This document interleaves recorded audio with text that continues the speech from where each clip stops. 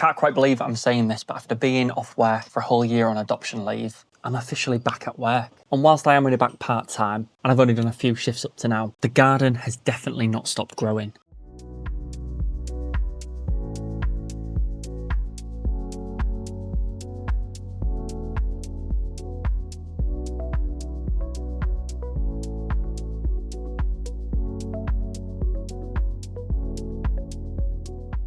This week, we've finally finished an outdoor storage area. I've harvested 5 different things from the garden. Okay, hello cat. And we also had another one of those weird ADHD moments where we convinced ourselves we was going to move to rural Scotland until we looked at the numbers. So let's get into it. Welcome back to the channel. My name's Ben, also known as the Yorkshire Flipper, and with my husband Adam, little one, 2 cats and 4 chickens, we're trying to become a little bit more self-sufficient, one step at a time. The dream has always been to have a small holding somewhere in rural Scotland with enough land to grow our own food, have loads more chickens, and maybe even have a couple of goats for milk, and just live a much more slower, simpler life. We're definitely not there yet, but every project we do, we become one step closer. So if that sounds like something you'd enjoy, I'd absolutely love to have you along for the journey. So this week has been a bit of a strange one. After having a year off work on adoption leave, I've gone back to work. It honestly felt really weird at first, but I think it just feels like it's the norm now.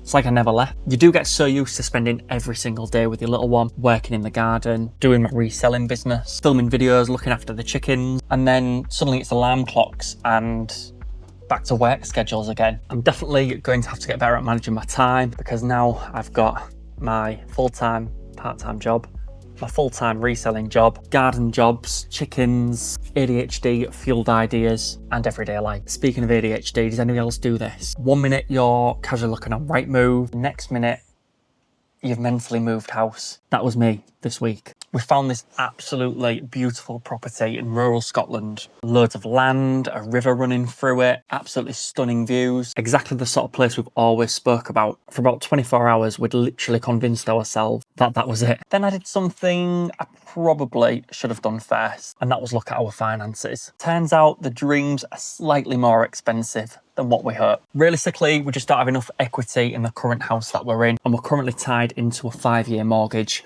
which ends next year. So I think Scotland might have to wait another year, maybe 2, maybe a bit longer. And honestly, we're okay with that. I actually do love where we live, and we do have a beautiful house and a beautiful garden. Would I still like a few acres and maybe some goats? Absolutely. But for now, we'll keep learning where we are. One thing that we did finally finish this week was the outdoor storage area. Originally, it was going to be a bin store. I got really excited, bought all the material, but we realised it would be more useful and beneficial to create an outdoor storage area.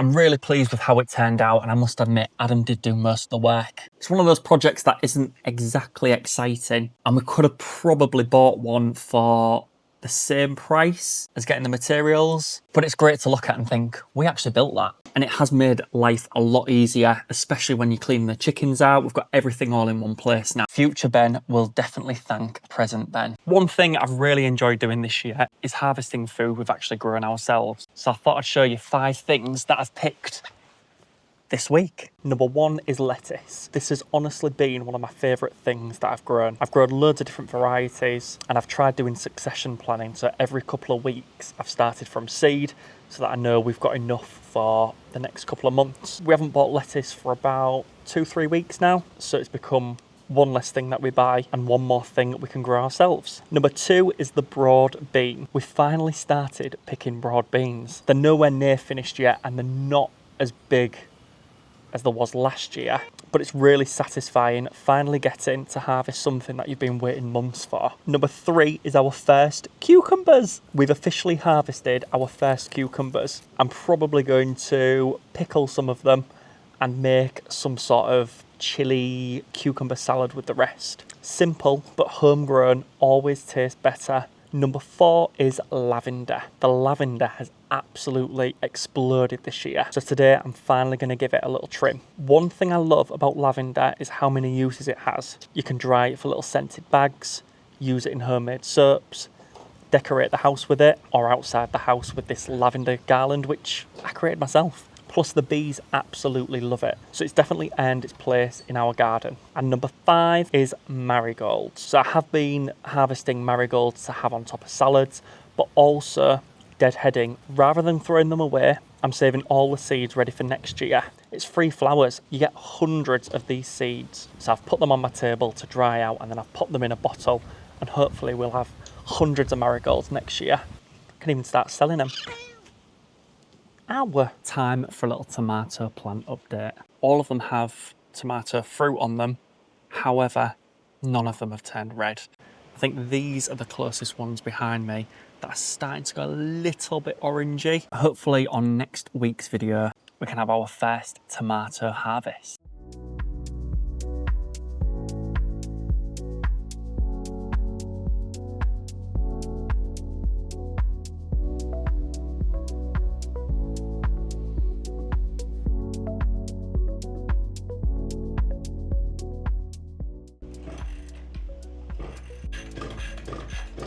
It's starting, is it?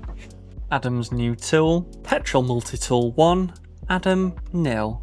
What's a choke? What's choking? I'll show you what a choke is. I'm gonna have to go inside because I've got a feeling things are gonna get a little bit louder outside here. So he's bought the strimmer because the front of the garden, the driveway, is massively overgrown and needs cutting back. So he's got this multi-tool from Aldi or Lidl. I'm not getting involved. Right, I need your help settling a little debate, something that'll give you food for thought, pun intended. If you could only grow one fruit or vegetable for the rest of your life, what would you pick? You only get one? Let me know in the comments below because I'd love to know, and I genuinely can't decide. And if you've got any tips on growing tomatoes in this Yorkshire climate, I'll happily take those as well in the comments section. I do read every single comment and always reply to them. So if you're someone who normally watches quietly, it'd be great to hear from you. And if you're enjoying following our journey to becoming a little bit more self-sufficient one step at a time, don't forget to subscribe because there's plenty more harvest, plenty more project, and probably a few more ADHD inspired ideas coming very soon. I really appreciate every single one of you taking time to watch these videos. I genuinely do love making them. Hopefully next week, those tomatoes will be red. I'll see you next Tuesday. Bye everyone.